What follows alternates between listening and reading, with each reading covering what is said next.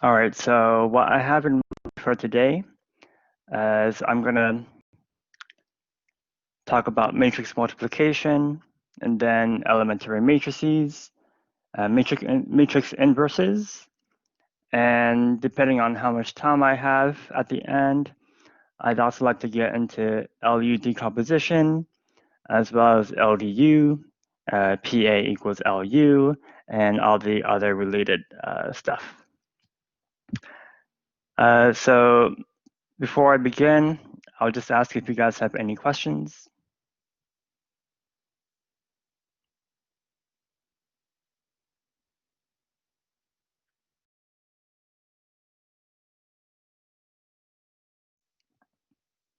All right, well, if you guys have any questions, you can always post them in the chat. Okay. I guess quick answer to that would be no. An elementary matrix is always invertible, so it shouldn't have a zero pivot. And we'll talk more about that when we get to elementary matrices.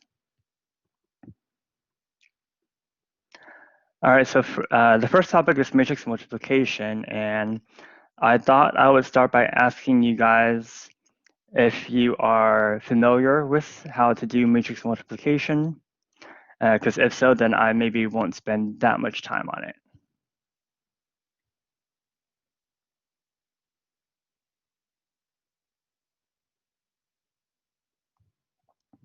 Yeah, so is there anyone who maybe is not familiar at all with how to do matrix multiplication? Yeah, I'm going to do some examples anyways, but all right, so let's go ahead and get started with that then. All right. Okay, so first things first, in order to multiply two matrices, the sizes of the matrices, they have to match up in a certain way. So if I want to multiply matrix A with a matrix B, the number of columns in A has to equal the number of rows in B. So in other words, these two numbers must equal each other in order to multiply the matrices together.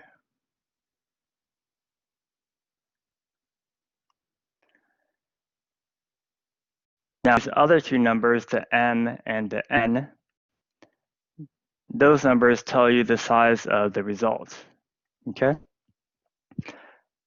So if these two numbers match, then you can multiply the two matrices, and the resulting matrix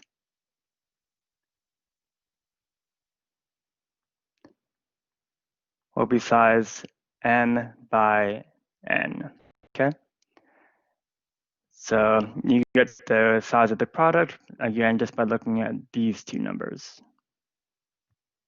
All right. Now, in order to compute the matrix product, there are many different ways of doing that.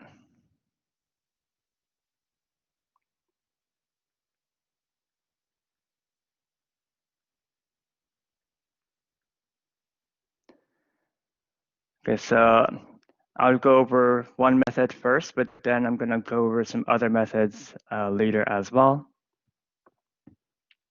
Okay. So we can compute the product AB entry by entry by using the following rule, where the ij entry of the product AB is going to equal the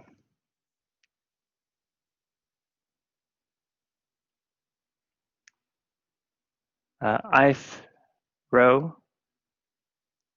of matrix A dot product with the jth column of matrix B.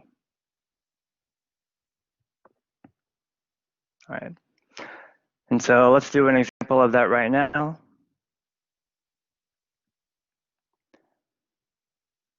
Okay, so let's do a matrix A.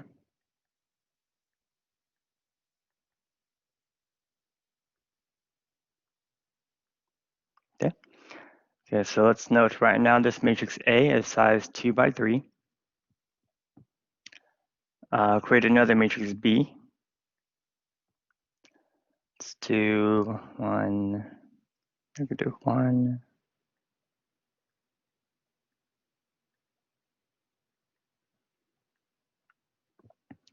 All right, so let's do that for matrix B, which is size 3 by 2. And maybe I'll throw in one more for good measure. So let's create a matrix C. Let's say C is 1, 2, 4, 3. So then we have matrix C, which is size 2 by 2. All right. Okay, let's first check the product AB. Okay. All right, so first, is it possible to multiply the matrices A and B together?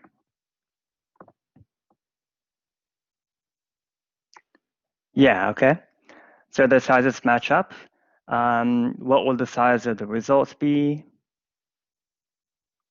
Yeah, it's going to be 2 by 2. That's good. So let's go ahead and compute that product. All right. So we know ultimately it's 2 by 2. So to get the first entry, according to this rule, I take the first row of A and I dot it with the first column of B. So doing a dot product, you're going to get 1 times 1 plus 2 times 2 and plus -1 times -1. So that should be a total of 6. Okay? So next, to get the 1, 2 entry, I'll do the dot product of the first row of A with the second column of B.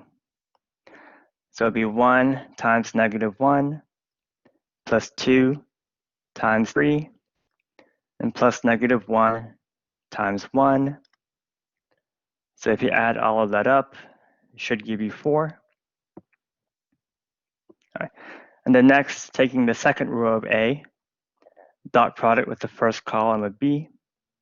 So 0 times 1 plus 1 times 2 plus 3 times -1. It's going to be -1 altogether. And then finally, the second row of A, dot product with the second column of B, give us the 2, 2 entry. So if we do 0 times -1 plus 1 times 3 and plus 3 times 1, it looks like that will give us 6. All right, so were you guys able to follow that? Do you have any questions on how that worked?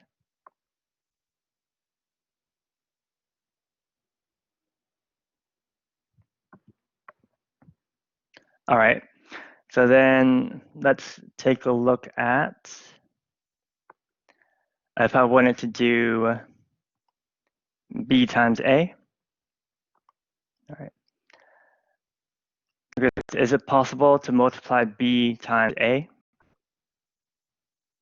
And then if so, what would the size be?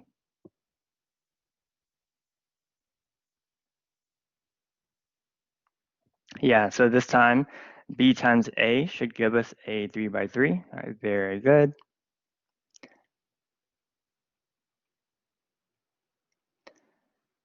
Okay, so I'll write it out this time. So B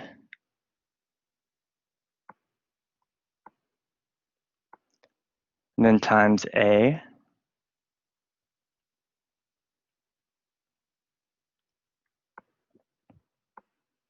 All right. So let's try and do this real quickly. So I'm going to do 1 times 1 plus -1 times 0. Next is 1 times 2 plus -1 times 1, and then 1 times -1 plus -1 times 3. Okay. So that gets us the first row of the product.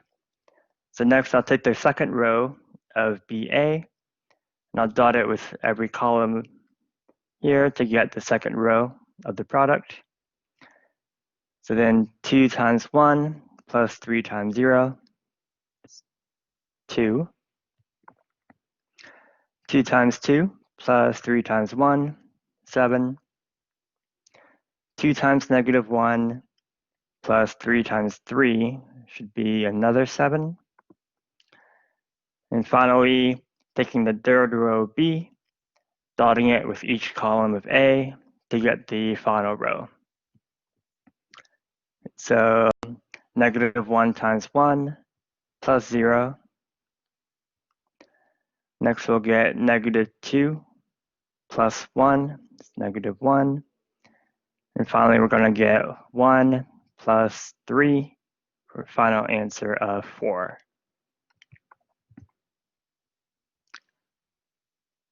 All right, if I wanted to do A times C, is that possible?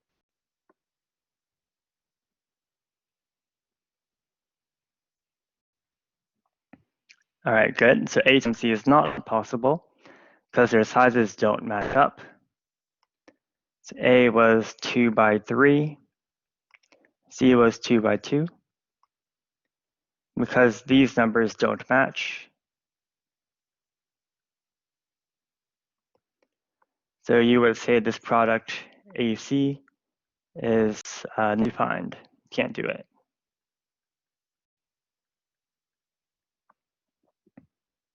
All right, good. Okay, so this is the primary rule that I use when I'm multiplying two matrices together. So this rule allows you to compute the product entry by entry. There are some other rules that are good to know as well, so I'm going to mention those rules now.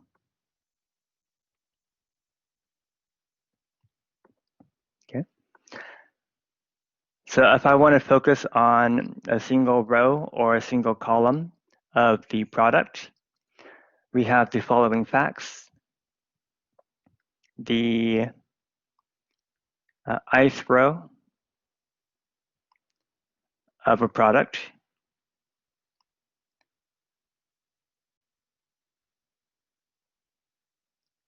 is equal to the, in this case, it's the ith row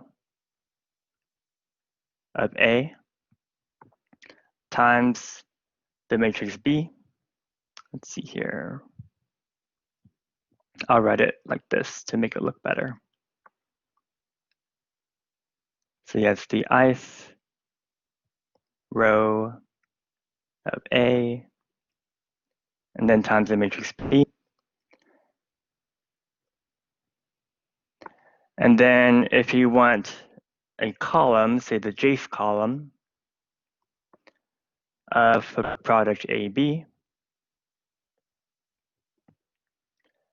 you can get the jth column by taking the matrix A and multiplying it with the jth column of B. And so to illustrate that, let me use some of the matrices that we had up here. So we should be able to do C times A. So let me look at that. So C was the matrix 1, 2, 4, 3. And then A was the matrix 1, 2, minus 1, 0, 1, 3. Okay. So if I want just the second row of the product CA, I can get the second row of the product by taking the second row of C.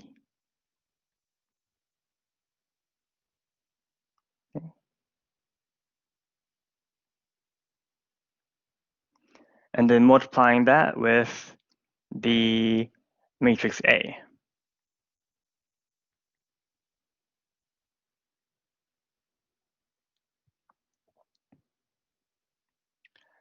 So if we carry out this multiplication, so again, doing dot products with rows and columns. So we're going to get 4 plus 0 is 4. Here we're going to get 8 plus 3 is 11. And then here we're going to get negative 4 plus 9, which gives us 5. So that means the product CA, we can say that the second row of this product would be 4, 11, and 5. All right. Now, on the other hand, if I wanted to compute just a single column of the product, let's say I want the third column of the product CA. I can do that by taking the matrix C and multiplying it with the third column of A. And so the third column of A was negative 1 and 3.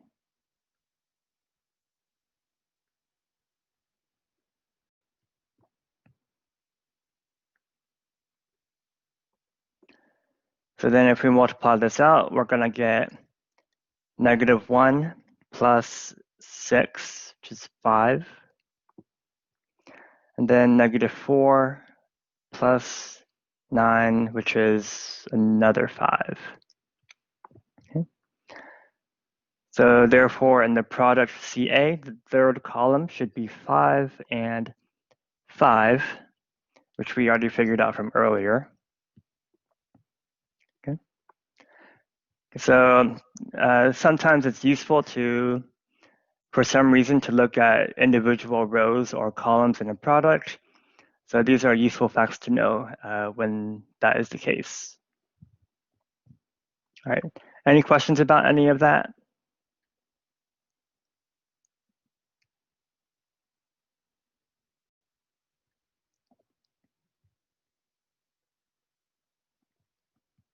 Okay.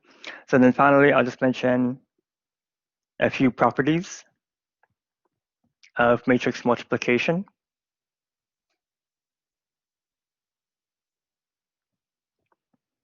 So first is that matrix multiplication is associative.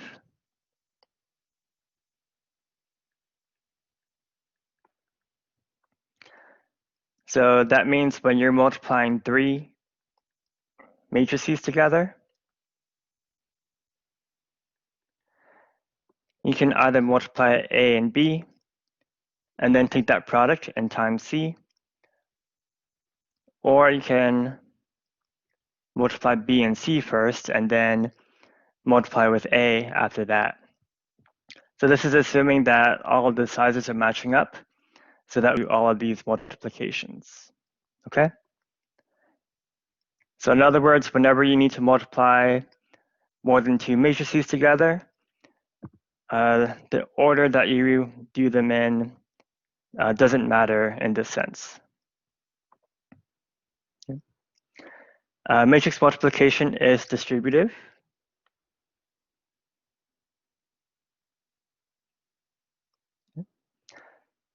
So again, assuming that the sizes match up, you can compute A times B plus C as being equal to AB plus AC. And likewise, if you had A plus B times C, that's the same as AC plus BC.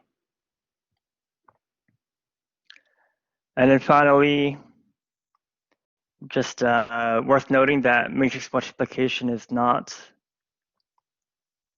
commutative, meaning in general that AB is not going to be equal to BA. So we already saw an example of that just now. Here we see that they could even have different sizes. AB is 2 by 2, BA is 3 by 3. It can also be that one of them is not defined. For instance, AC was not defined, but CA was defined, okay?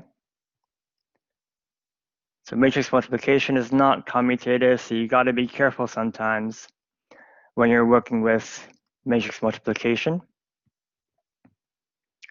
So as an example,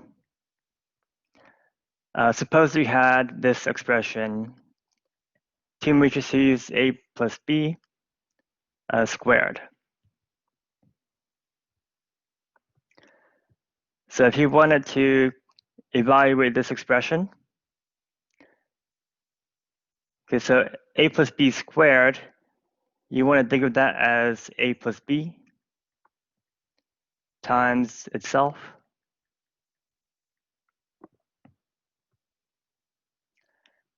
Now, the distributive property allows us to FOIL out an expression like this. So if we were to FOIL it, we would get A squared plus AB, and then plus BA, and then plus B squared. And normally, if A and B were just numbers, we would combine AB plus BA to be equal to 2AB. But we can't do that with matrices because in general, AB will not be equal to BA.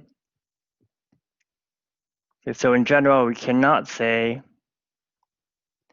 that this is equal to A squared plus 2AB plus B squared.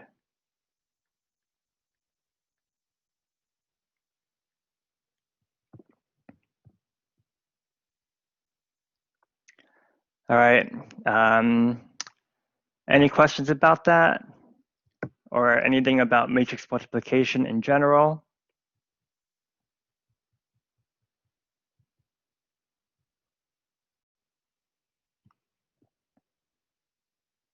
All right.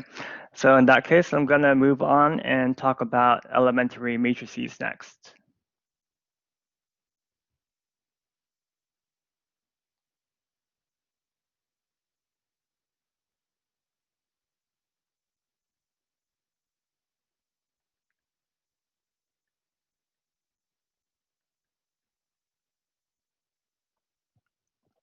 All right, so first, let's define what elementary matrices are. And in order to do that, I want to introduce something called the identity matrix or identity matrices.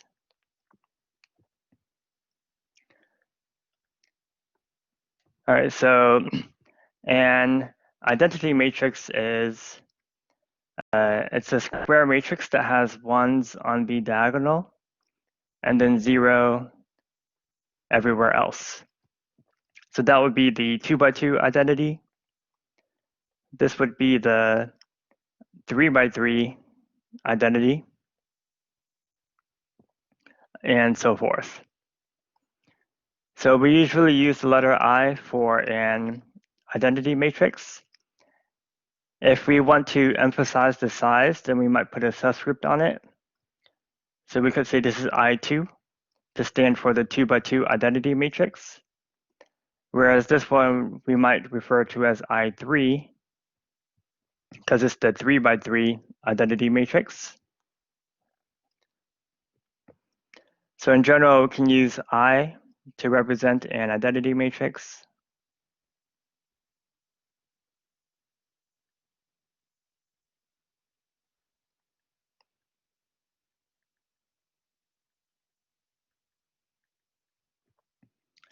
And again, put a subscript on it if you want to indicate the size.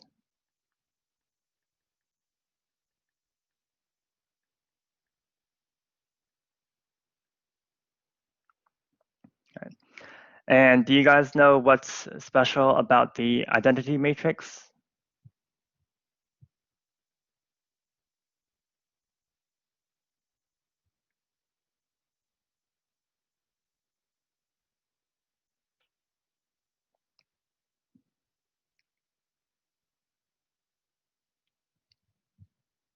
All right.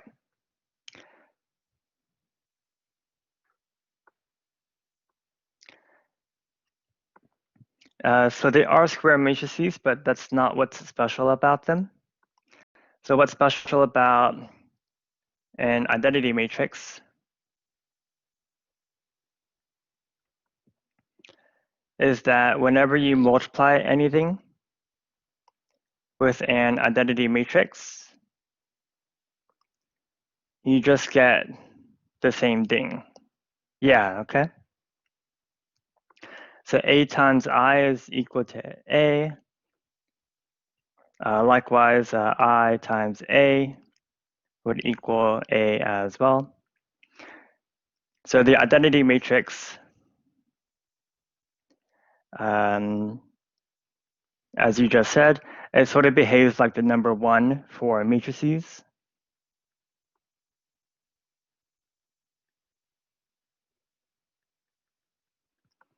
So they're like you could say a matrix version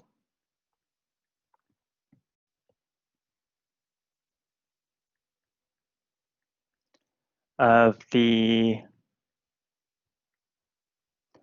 number 1, because the number 1 has the same property that any number times 1 will just give you that same number. All right. So that's the property that's most important about the identity matrix. And I'll talk a little bit more about identity matrices when I talk about the matrix inverse. But right now I want to talk about elementary matrices.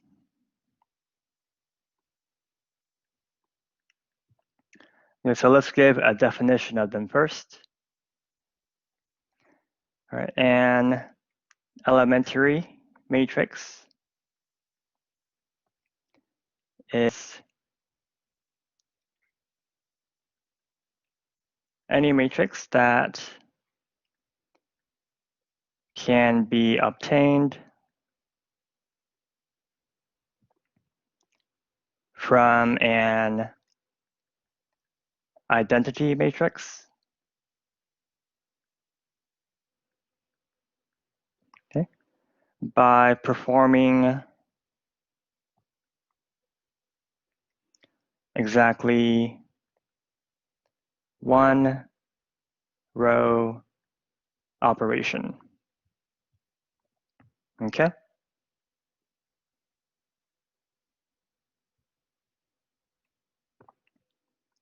So as an example, let's use a 3x3 identity matrix.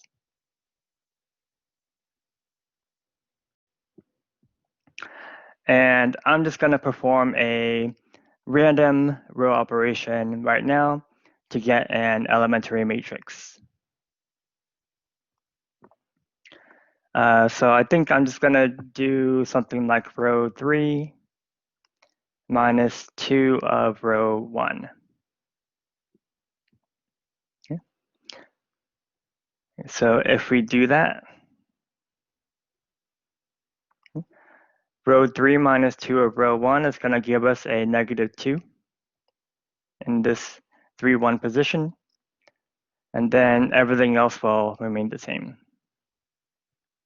Okay, so this matrix that we ended up with, this is one example of an elementary matrix.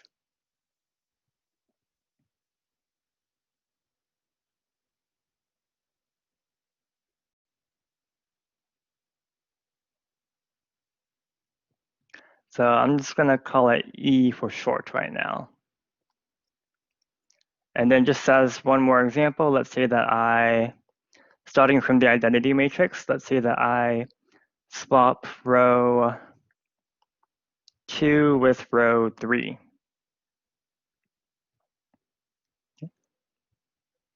Okay. So then here's the new row 2, and then this would be the new row 3. So then this would be another elementary matrix.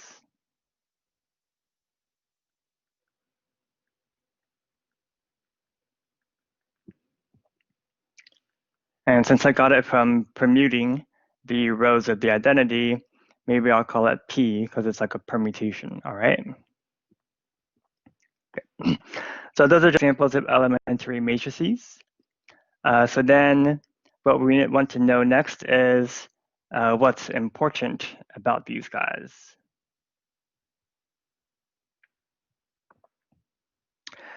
So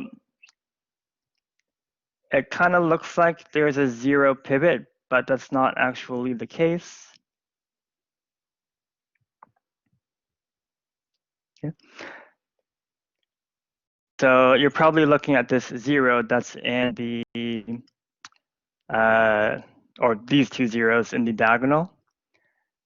However, in order to see what your pivots are, you need to reduce your matrix into, say, triangular form, upper triangular form, in order to actually know what your pivots will be. Okay, so these are not pivots yet because we haven't reduced this matrix into an upper triangular form.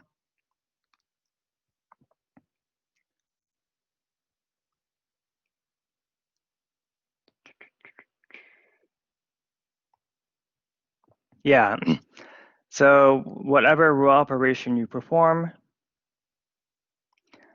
on the identity matrix, that will give you the corresponding elementary matrix. So if you do a row swap on the identity, that gets you an elementary matrix that corresponds to that row swap. And then if you do an elimination type of row operation, that gives you an elementary matrix that corresponds to that elimination operation, and so forth. Okay?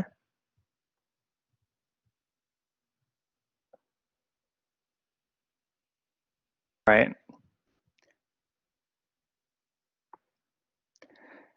Now let's try to understand why we care about elementary matrices. All right, so first, as I kind of said already, so every elementary matrix has a corresponding row operation. Okay. Now I'm going to take this first elementary matrix that we came up with,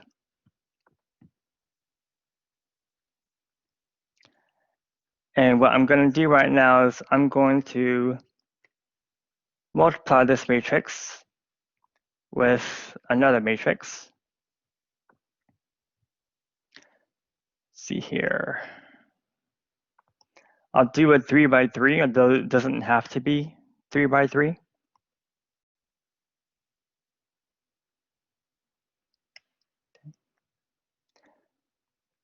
So I just needed a 3 by anything in order to multiply them together.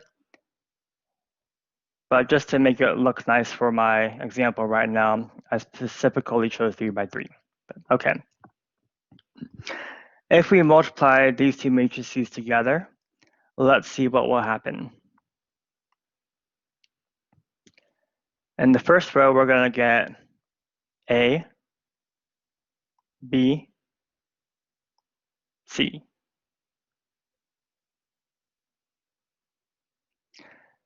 In the second row, we're going to get D,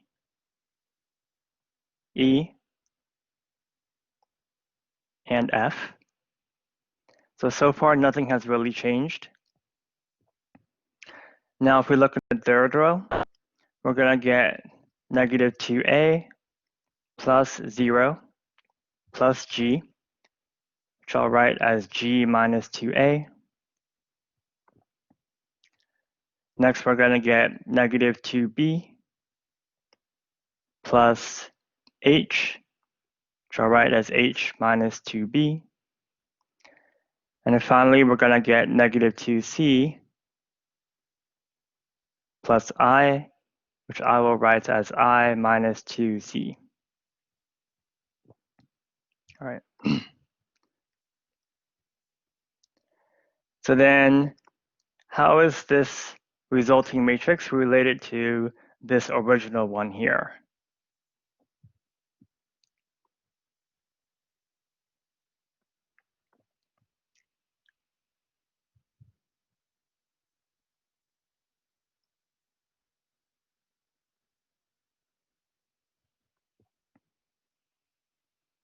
Okay. Well, the first two rows are the same, and then the third row has been modified, right? And if you pay closer attention to how the third row was modified, notice that here all we did was row 3 minus 2 of row 1, yeah, in order to get that last row in the product, okay? And you might notice that row operation, row 3 minus 2, row 1, that's exactly the row operation corresponding to our elementary matrix. Okay. So here there's this observation that when we multiply a matrix on the left by an elementary matrix,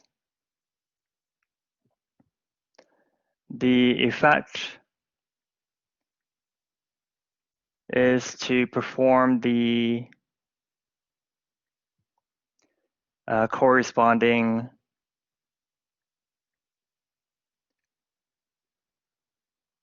row operation, okay?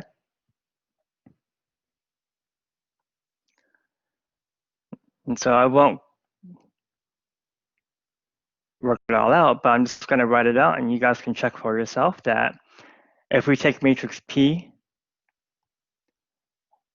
and just multiply it on the left to another matrix,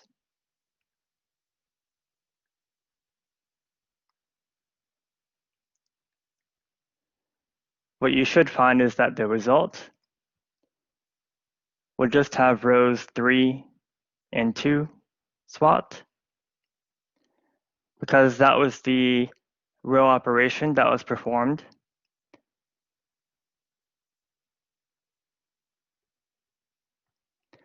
to get this elementary matrix, okay? All right, so does that make sense what I'm trying to say? When we multiply a matrix on the left by an elementary matrix, the effect is to perform the corresponding row operation. All right. Any questions about that?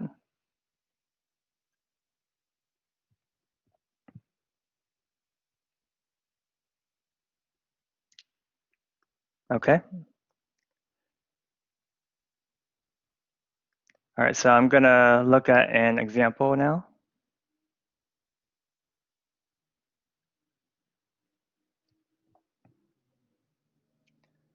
Okay, let's see here.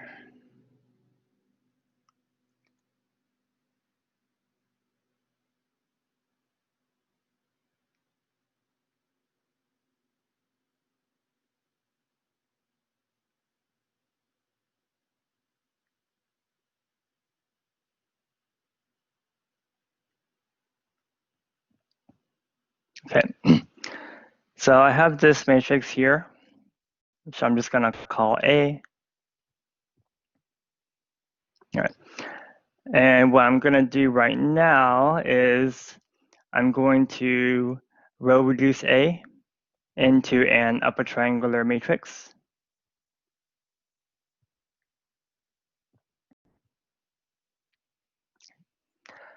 So in order to do that, I want to eliminate these two numbers first. So I'm going to do row 2 minus 2 of row 1.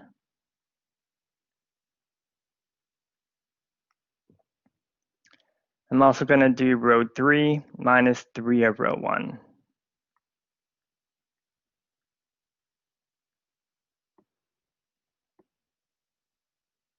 Oh, and I'll tell you what, because I want to do something with elementary matrices, I'll do it one at a time. So let's start with row 2 minus 2 row 1.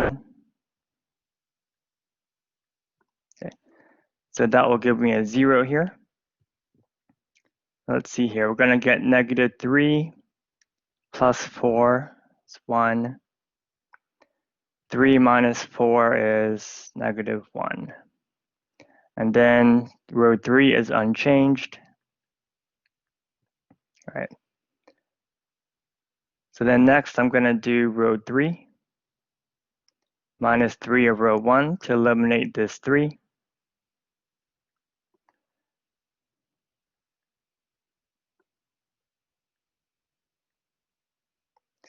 And let's see what we get. So it'll be negative 4 plus 6, which is 2. And 5 minus 6 should be negative 1. And I'm going to do one more row operation to get it to upper triangular form. So I'm going to do row 3 minus 2 of row 2.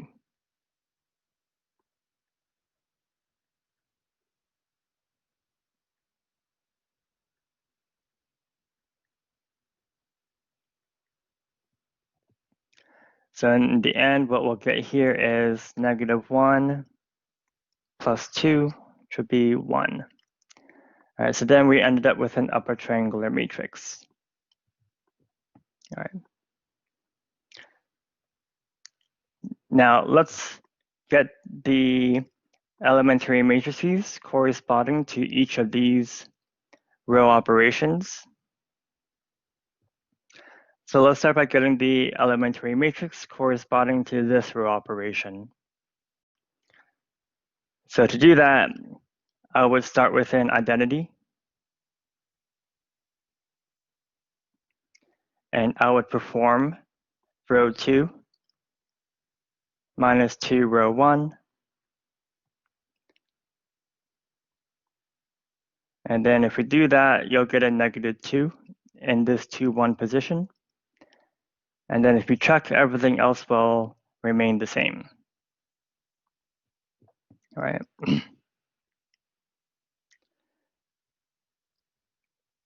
All right, so likewise, you can perform these row operations on the identity matrix to get the corresponding elementary matrices.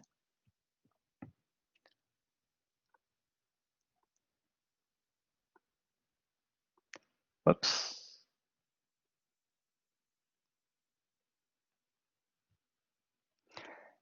Now you might notice that, for row 2 minus 2 row 1, all we did was place a negative 2 in the 2, 1 position. So likewise, this in the end is just going to place a negative 3 in the 3, 1 position.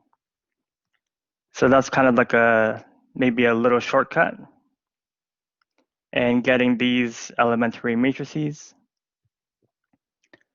And then the last one that we did, which was row 3 minus 2 row 2,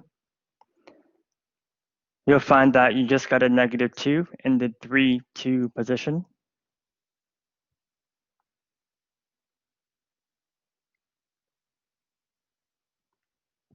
All right. Now, to label these elementary matrices, what some people do, I think this is what your textbook does, is they label them according to the entry of the matrix that was affected.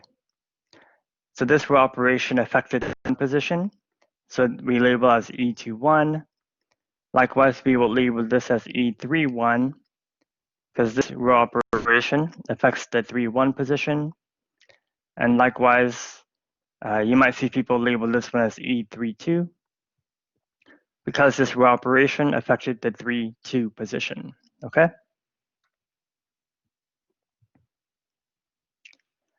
Now, looking at each of these matrices that we got during the elimination. So this matrix that we have up here,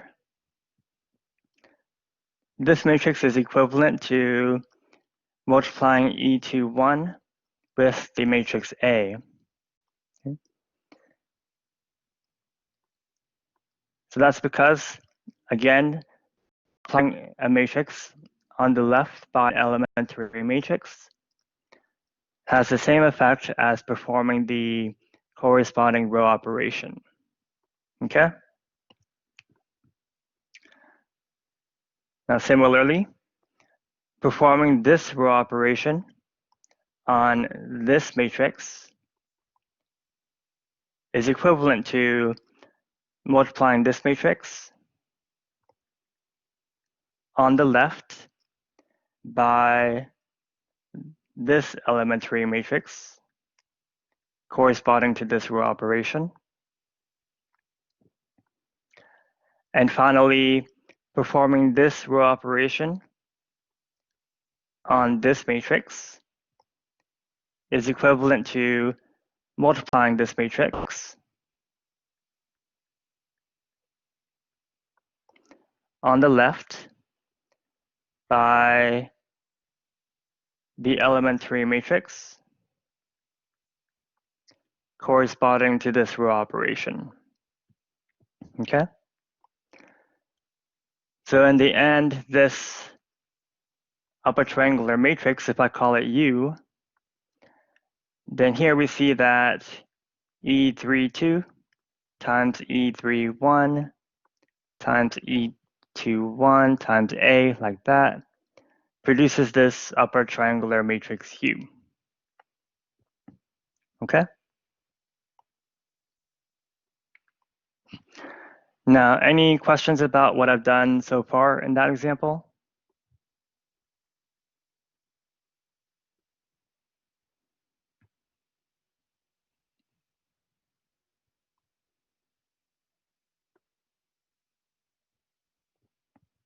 Okay. So I'm going to try and come back to this example later on in my review.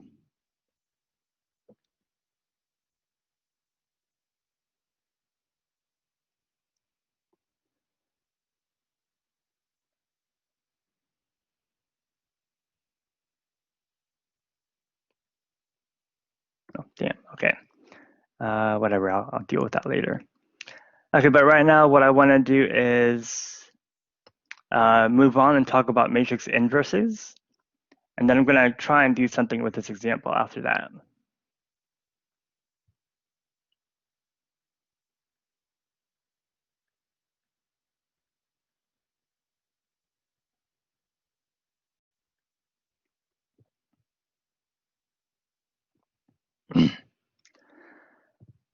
All right, so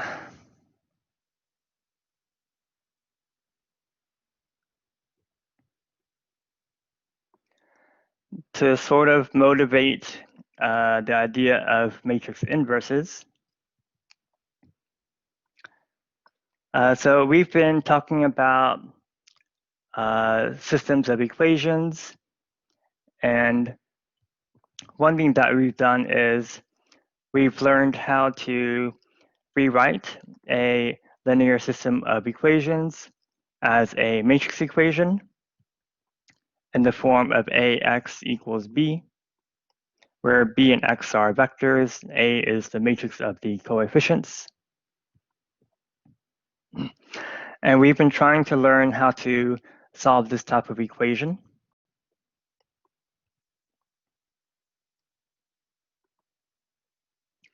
Now, in the very simplest case, we might consider what happens when everything here is just a 1-by-1 matrix or just a scalar. So if we just had this equation ax equals b, where ax and b are all numbers. So we know how to solve this equation. What we would do is, to solve for x, we would just divide both sides by a. And I'm going to insert a few extra steps in that process. So first, rather than dividing both sides by a, I'm going to instead multiply both sides by a to the negative 1.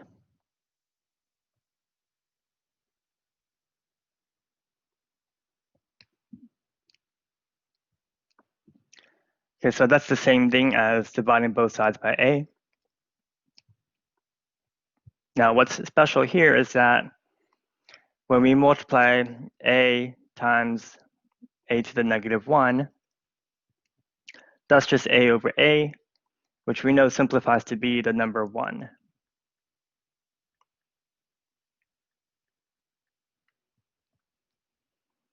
And then it's precisely because 1 times x is equal to just x that we conclude that x must be equal to a to the negative 1 times b.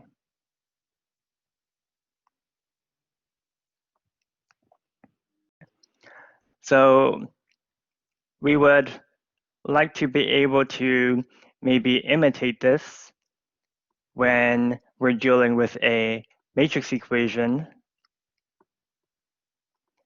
So we'd like to have some matrix playing the role of a to the negative 1 that we could multiply both sides of the equation by.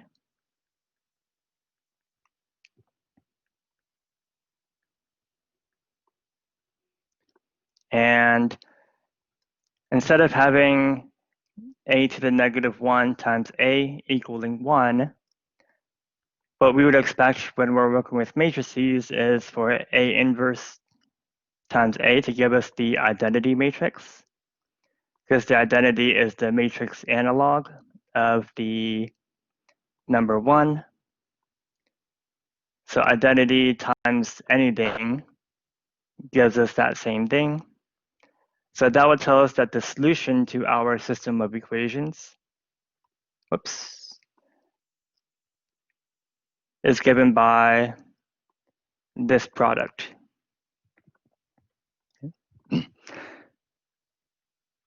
So then in order to be able to do this though, we need the notion of a inverse of a matrix.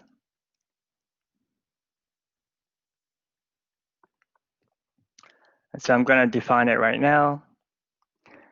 Okay, so first, matrix inverses are only defined for square matrices. So let's suppose that we have a square matrix.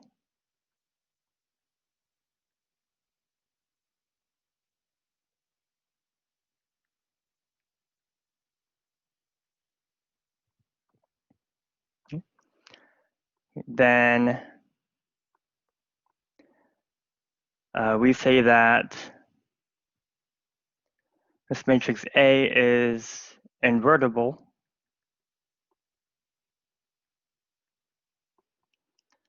if there exists another matrix B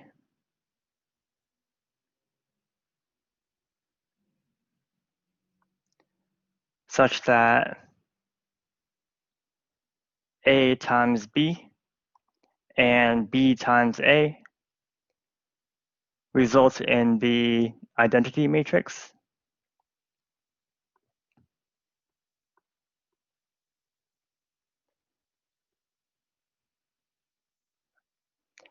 And then if A is invertible, this matrix B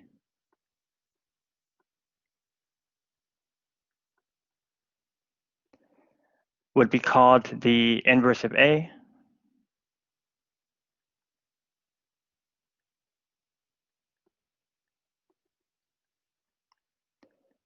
And we will denote this matrix B as A to a power of -1. So in other words, a matrix A, if it's invertible, when you multiply it with its inverse, that will result in an identity matrix.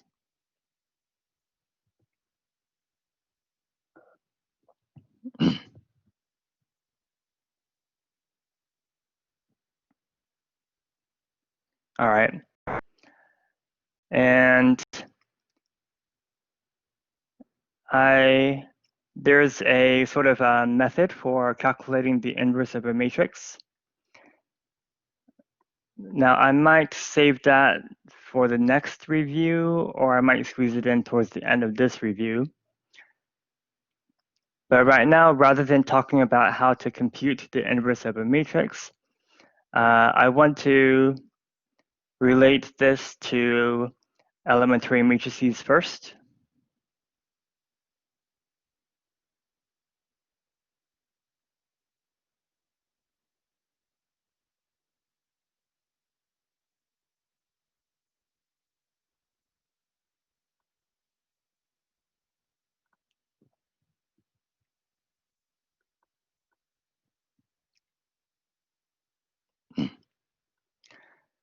Okay, so we performed, I believe we did this row operation on the identity earlier, and that gave us this elementary matrix.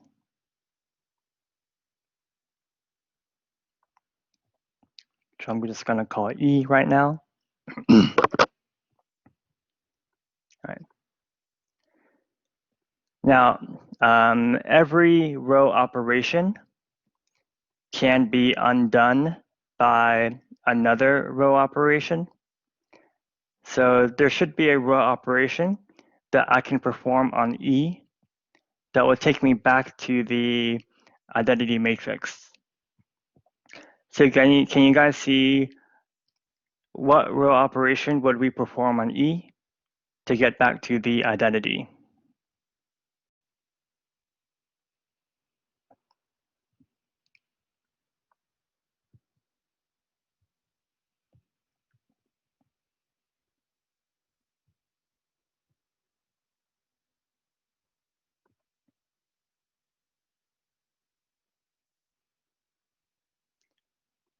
That's kind of the idea. So by opposite, you mean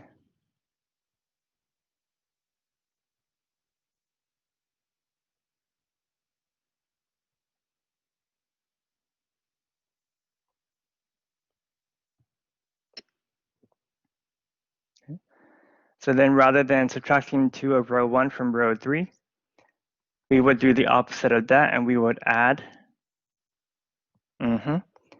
2 of row 1 to row 3 instead. So if you did row 3 plus 2 of row 1, it brings you the identity matrix. Okay. So then this row operation, you can think of it as the inverse of this row operation. Now, I'm going to take the inverse row operation and I'm going to perform it on the identity to get an elementary matrix out of this guy now, okay? So that just puts a 2 in the 3, 1 position. Okay. So I'll call this matrix, I'll just call it F right now.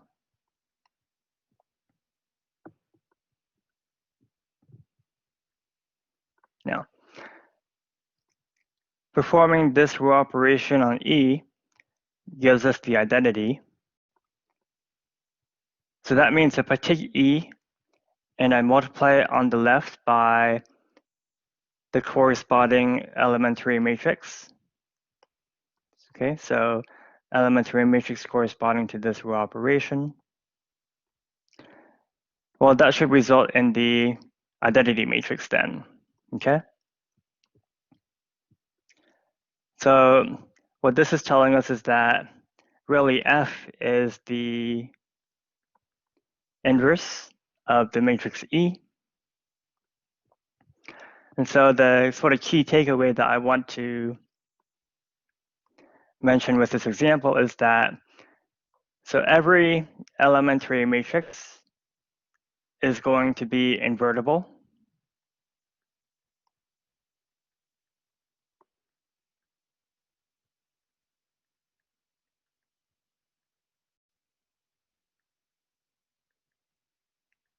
Okay. All right, and the inverse of an elementary matrix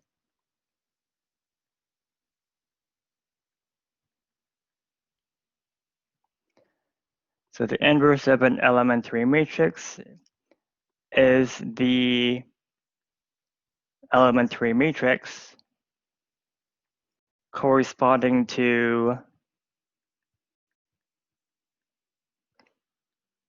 the inverse row operation. Okay? So every row operation has an inverse row operation, which just undoes the original operation.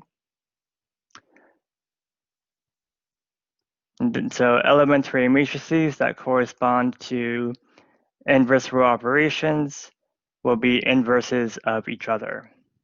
All right.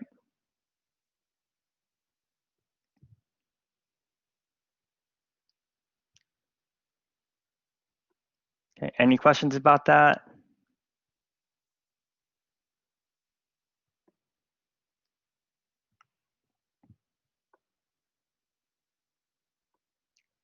Okay.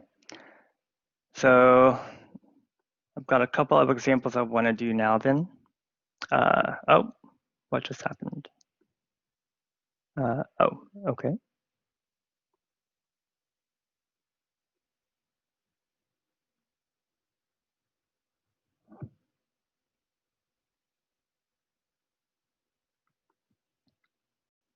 Okay. So let's look at an example right now.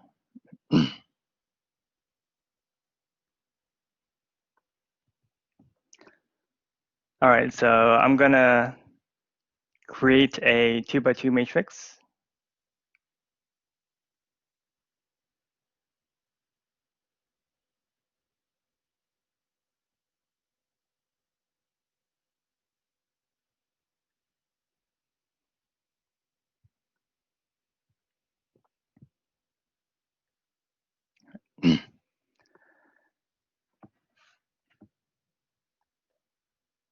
And what I'm gonna do right now is I'm going to do some row operations, and I'm going to reduce this matrix A to an identity matrix, okay? I'll start by getting it into upper triangular form. So I'm gonna do row 2 minus 3 of row 1.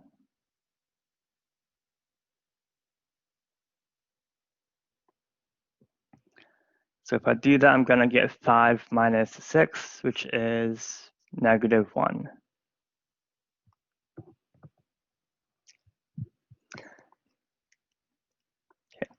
Now, as I said, what I want to do in this example is I want to reduce all the way to an identity matrix. So in order to make this an identity, what I'm going to do next is, let's see here, doesn't really matter. I'll multiply row 2 by -1 first to make this a +1. And finally, to make this a 0, I'm going to do row 1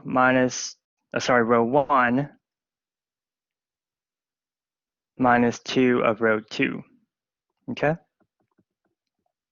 And that will give me an identity. Okay. Now, as I kind of did just as in the previous example, I'm going to get the elementary matrices corresponding to these row operations that I performed. Okay, so here, the elementary matrix corresponding to that would be -3 in the 2, 1 position. Everything else is the same as the identity. And I'm just going to call this matrix E1. Normally you would call it E21, but I feel like calling it just E1 instead right now. Okay. Now looking at this row operation, so to get the elementary matrix corresponding to this, take the identity and multiply row 2 by -1. So that gets us the elementary matrix corresponding to this row operation, which I'm just going to call E2. And finally, the elementary matrix corresponding to this last row operation, which I'm just going to call E3. So it's going to put in -2 in the 1, 2 position. And then the rest will be the same as the identity. Okay?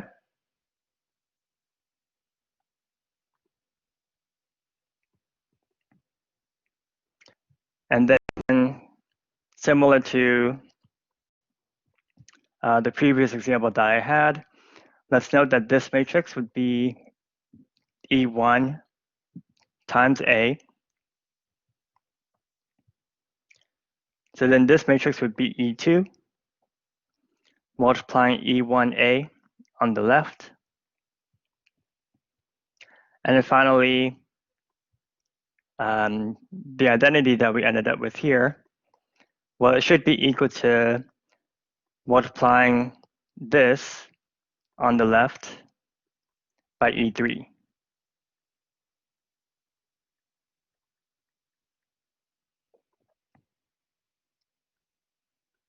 All right. So in particular right now we have, I'm just going to rewrite that last equation. E3 times E2 times E1 times A gives us an identity matrix.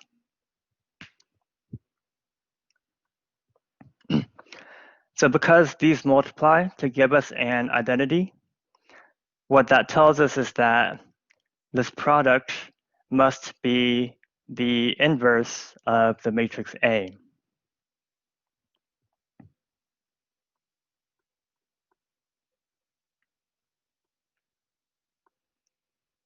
All right. So if you multiply these 3 elementary matrices together, that will give you the inverse of matrix A.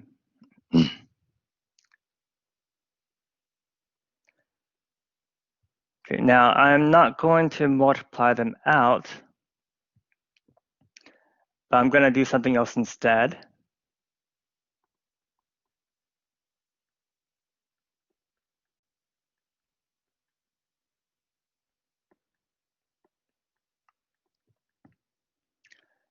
All right, so what I'm going to do right now is I'm going to isolate A on the left side of the equation. So to do that, what I'm going to do first is I'm going to multiply both sides on the left by E3 inverse. Okay. So when I multiply E3 inverse times E3, will just give me an identity, which I can then just drop. So essentially they cancel out. And then similarly, I will multiply both sides by E2 inverse. That would cancel out the E2s. And then finally, if I multiply both sides on the left by E1 inverse, we're going to get this over here.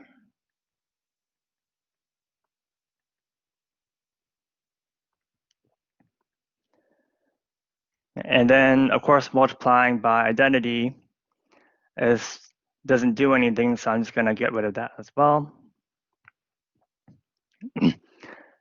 So then here we've got A as this product of matrices. Okay. Now I want to note what E1 inverse, E2 inverse, and E3 inverse are.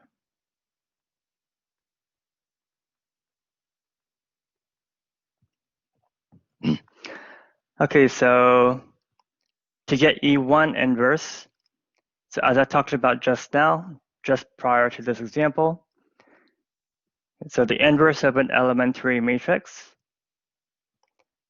is the elementary matrix corresponding to the inverse row operation. So row 2 minus 3 row 1, the inverse row operation would be row 2 plus 3 row 1. So E1 inverse should be plus 3 here, then 1, 0, 1. Okay. If I want to undo multiplying row 2 by -1, then I would just multiply row 2 by another -1. So the inverse of E2 is actually going to be itself.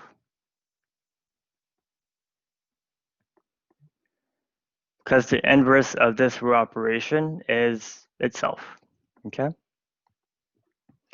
And then for E3 inverse, so instead of row 1 minus 2 row 2, the inverse row operation would be row 1 plus 2 row 2, which will give us this corresponding elementary matrix. So then what this shows is that we have the matrix A equal to this product of these elementary matrices. And you can sort of apply this procedure to any invertible matrix to conclude that every invertible matrix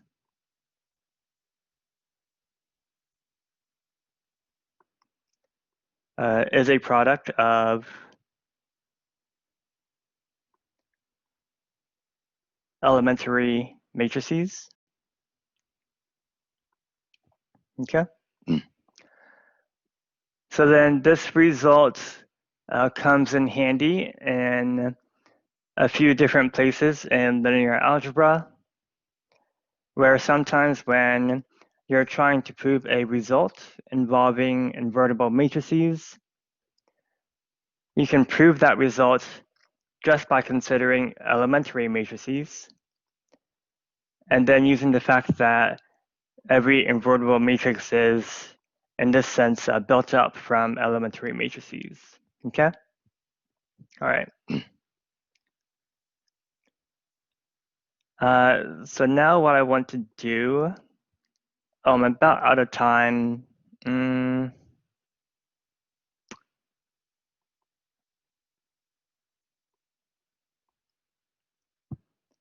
All right, so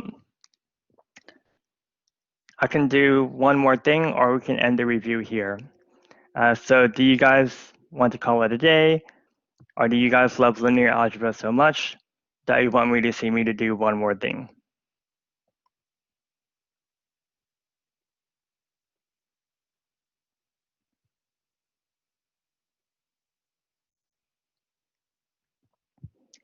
Okay, so everyone loves linear algebra. So I'm going to do one final thing. So I'm going to go back to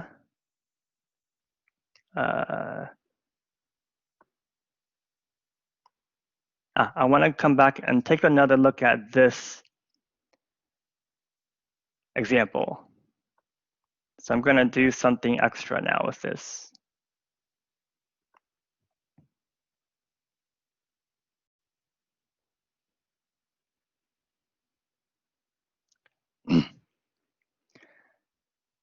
So I'm going to take this last equation and kind of like how I did just now in the last example, I'm going to isolate A on the left-hand side by multiplying the inverses of these elementary matrices over to the other side.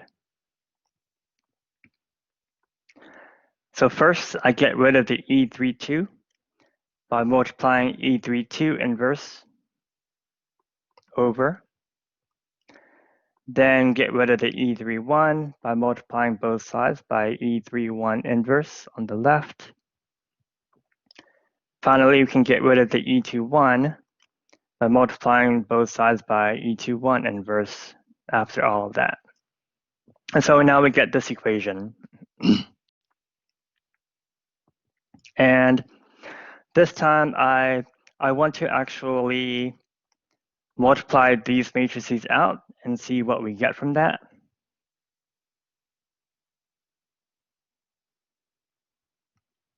And what I'm going to do to multiply these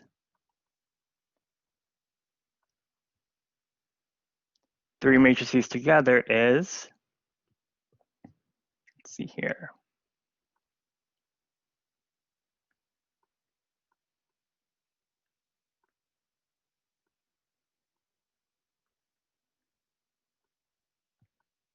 All right. So here I'm going to, it's not a big deal, but I'm going to insert an extra identity matrix into here. And I'll explain why I just did that. Okay, so first I'm not changing because I know that multiplying by identity doesn't really do anything. But I want to think of this matrix multiplication in terms of performing the inverse row operations, okay? Because we know multiplying on the left by an elementary matrix just performs the corresponding row operation.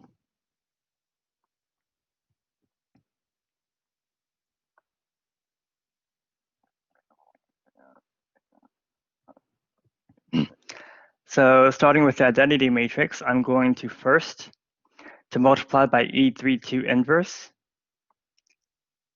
I'm going to perform the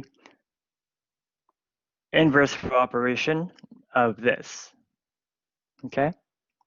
So I'm going to do row 3 plus 2 row 1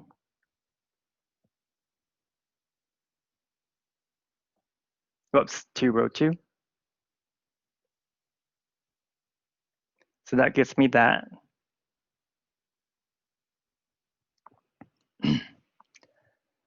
The next, if I want to multiply by E31 inverse on the left, I should just perform the row operation or the inverse row operation to this. So I should do row 3 plus 3 row 1 now.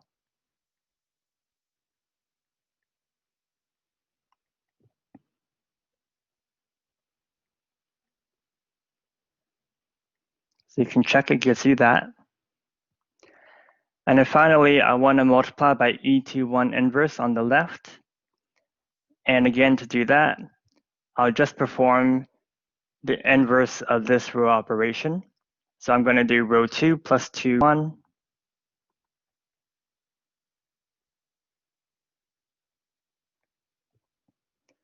And you should check, it'll give you a 2 in this position, and everything else will remain the same. All right. So this matrix that we got, I'm going to call this matrix L. And so notice that this matrix L is lower triangular because all the non-zero numbers are in the lower triangle. And then from this equation that we have over here, the parentheses gave us this lower triangular matrix. So that leads us to the LU factorization of our matrix A. Okay. And so the LU factorization was going to be the next topic that I talked about, but I'm going to save that for my next review. All right.